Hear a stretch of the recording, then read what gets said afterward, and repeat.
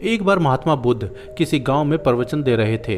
वह अपनी बात को समाप्त करते हुए बोले, मानव के दुख का कारण स्वयं को किसी से बांधना है। जहाँ भी मोह होता है, बंधन होता है, वहाँ दुख स्वयं ही उत्पन्न हो जाता है। अतः अपने बंधनों को जानें और उनसे बाहर निकलने का प्रयास करें।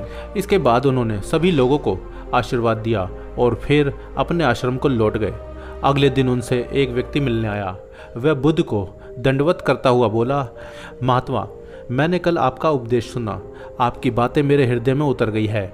मैंने अपने बंधनों को तोड़ दिया है, सारी मोह माया का त्याग कर दिया है। अब मैं आपकी शरण में आना चाहता हूँ। उस व्यक्ति की बातें सुनकर बुद्ध मुस्कुराए और धीरे से बोले, मुझे विस्तार से बताओ वत्स, तुमने कौन कौन से बंधन तोड़े और किसका मोह त्याग दिया। वह व्यक्ति बोला, मेरे घर पर मेरे बूढ़े माता पिता और पत्नी है। मेरा एक छोटा बच्चा भी है। मेरी पत्नी बहुत बीमार रहती है। उसके कष्ट देखकर मैं अक्सर सोचता रहता था कि वह मर जाए तो उसके कष्ट दूर हो जाएं। उसकी वजह से मैं बहुत दुखी रहता हूँ। लेकिन कल जब मैंने आपका उपदेश सुना तो मेरी समझ में आ गया कि मेरे परिवार से मेरा बंधन ही मेरे दुखों का कारण है। अगर मैं इसके चक्कर में पड़ता रहूँगा तो कभी सत्य को नहीं जान सकूँगा। लेकिन मैं अपने घर को त्याग कर आपके पास आया हूँ। बुद्ध ने कहा, क्या तुम सचमुच सभी बंधनों से मुक्त हो गए हो? देख लो, कहीं कोई बंधन तुम्हारे पीछे रह तो नहीं गया। वह व्यक्ति बोला, नहीं प्रभु, मैं अपने जीवन की सारी चीज़ों को पीछे छोड़कर आया हूँ और अब आगे बढ़ना चाहता हूँ। बुद्ध ने कहा, अगर ऐसी बात है तो फिर ठीक है। आज तुम यहीं आश्रम में रुको। कल मैं तुम्हें बताऊंगा कि तुम्हें क्या करना है। बुद्ध ने अपने एक शिष्य को इशारा किया। शिष्य ने उसे आश्रम के अतिथि कक्ष में पहुंचा दिया। वह व्यक्ति उत्सुकतापूर्ण आश्रम की गतिविधियां देखता रहा। उन्हें देखकर वह बहुत प्रसन्न हुआ और अपने सौभाग्य पर इतराता रहा। अगले दिन बुद्ध ने उस व्यक्ति को एक कार्य सौंपते हुए कहा, तुम्हें पूर्व की दिशा में जाना है। वहां पर तुम्हें एक गांव मिलेगा। गांव के बाहर ही एक साधिका का घर है। वह तुम्हें कोई वस्तु देगी। उसे लेकर तुम्हें वापस मेरे पास आना है। वह व्यक्ति पूर्व दिशा की ओर चल पड़ा। गर्मी का मौसम था। कुछ ही देर में वह पसीने से तरबतर हो गया। उसे प्यास भी सताने लगी। वह सोचने लगा कि अगर घर पर होता तो इस तरह गर्मी में पसीना नहीं बहाना पड़ता। कुछ दूर और चलने पर उसे भूख भी सताने लगी, पर वह एक सुनसान और बंजर रास्ता था।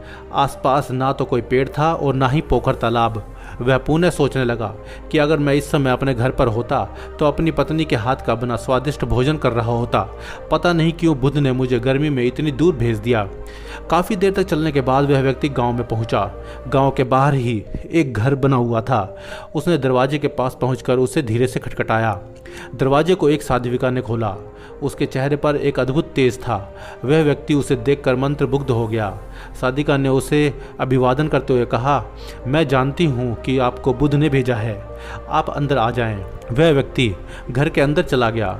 साधिका के कहने पर उसने पानी से हाथ पूछा और धोया और एक चटाई पर बैठ गया। साधिका ने उसके सामने भोजन की थाली रख दी। वह जल्दी जल्दी भोजन करने लगा। अचानक उस व्यक्ति की नज़र साधिका के पैरों पर पड़ी। उसके पैर बहुत सुंदर थे। वह उन्हें देखता ही रह गया। तभी साधिका ने उसका ध्यान भंग किया। वह बोली, जिस व्यक्ति को बुद्ध के चरणों में स्थान मिल जाता है फिर उसे किसी अन्य के चरणों की आवश्यकता नहीं पड़ती।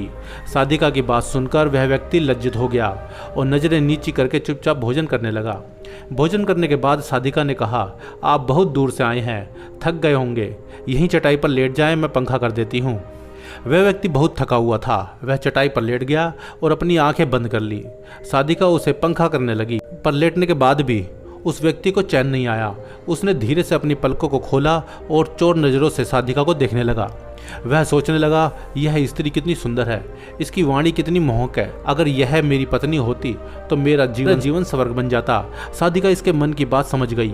वह बोली, शरीर में कुछ नहीं रखा है, यह केवल मांस, मज्जा और अस्थियों का जोड़ है। जो व्यक्ति इसके आकर्षण से मुक्त हो जाता है वही सत्य को प्राप्त कर पाता है। यह सुनकर वह व्यक्ति घबरा गया। वह चटाई से उठकर बैठा और बोला, अब मुझे बुद्ध के पास जाना चाहिए। कृपया आप मुझे वह सामान दें जिसके लिए बुद्ध ने कहा था। साधिका ने मुस्कुराकर जवाब दिया, बुद्ध ने आपको जिस कार्य के लिए भेजा था वह पूर्ण हो चुका है। साधिका की यह बात उस व्यक्ति को समझ में नहीं आई। वह दरवाजे की ओर बढ़ चला। दरवाजे के पास पहुंचकर वह एक क्षण के लिए रुका और पलट पर बोला, क्या आप अंतर्यामी हैं? आपने मेरे मन की बात कैसे समझ ली?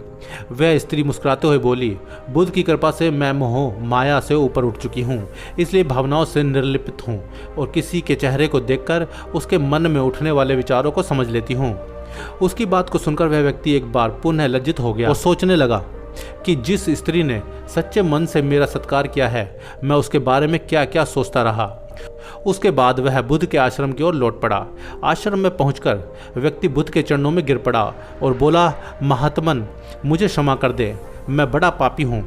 उसकी बात सुनकर बुद्ध मुस्कुराए और बोले, मैंने तुम्हें साधिका के पास इसलिए भेजा था ताकि तुम अपने आप को देख सको। अब मुझे बताओ, क्या तुम सचमुच मोह और बंधन को त्याग चुके हो?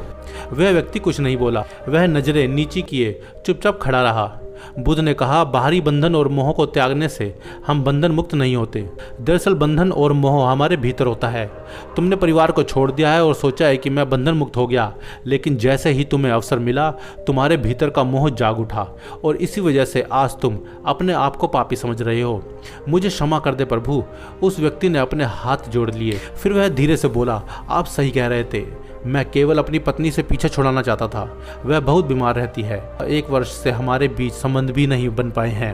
मैं कुछ ज़्यादा कमाता भी नहीं हूँ, इसलिए मैं अपने परिवारों के दायित्वों का निर्वहन भी ठीक ढंग से नहीं कर पा रहा हूँ।